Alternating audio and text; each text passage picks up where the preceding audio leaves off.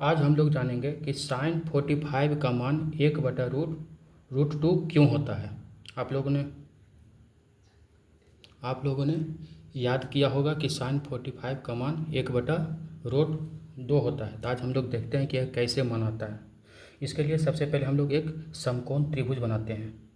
समकोण त्रिभुज बनाते हैं, ठीक है। एक समकोण त्रिभुज बनाते हैं ABC, ठीक है। बी पर समकोण लेते हैं।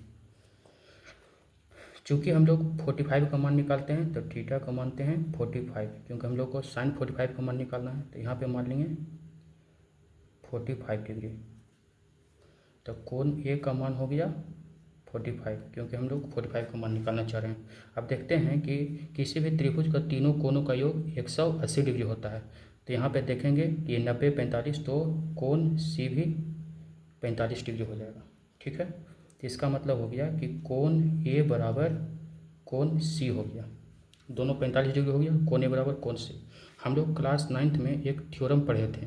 क्या थ्योरम पढ़े थे कि किसी भी त्रिभुज में दो भुजा का अगर कोण बराबर हो जाए, किसी भी त्रिभुज का दो कोण बराबर हो जाए तो उसके सम्मुख भुजा भी बराबर होते हैं, ठीक है। तो उसी प्रकार कोण ए बराबर सी है तो इसके सम्मुख भुजा, कोण ए का सम्मुख हो गया BC, कोण ए का सम्मुख हो गया BC और कोण सी का सम्मुख हो गया AB।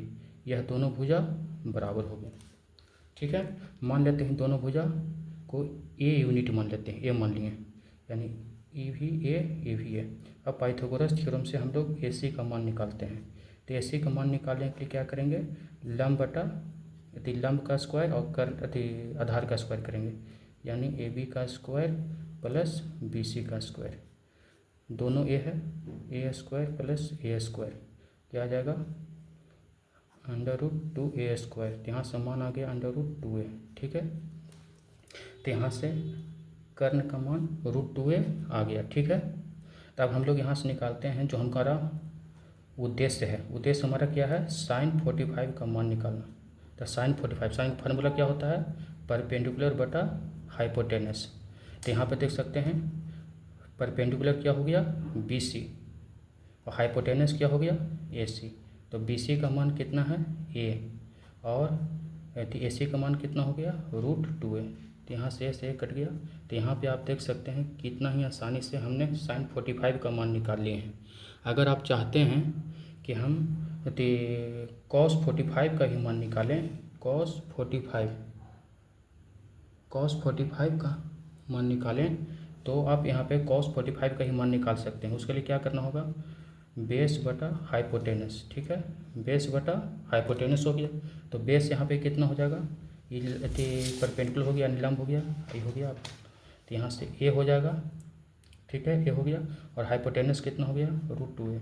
तो आप जानते हैं कि cos 45 का मान भी 1/√2 होता है, ठीक है। अगर हम चाहते हैं कि tan 45 का ही मान निकालें, tan 45 का ही मान निकालें, तो tan 45 का ही मान हम लोग बहुत ही आसानी से निकाल सकते हैं। तो tan का फॉर्मूला क्या होता है, परपेंडिकुलर बाई बेस। तो यहाँ देख सकते हैं परपेंडिकुलर क्या हो जाएगा BC। तो BC का मान कितना A और आधार कितना हो जाएगा AB। तो AB का मान कितना A।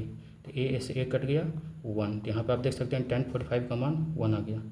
तो इस प्रकार देख सकते हैं हमने तीनों का मान निकाल चुके हैं बहुत ही आसानी से। आप इस चैनल को लाइक और सब्सक्राइब जरूर करें। Thank you.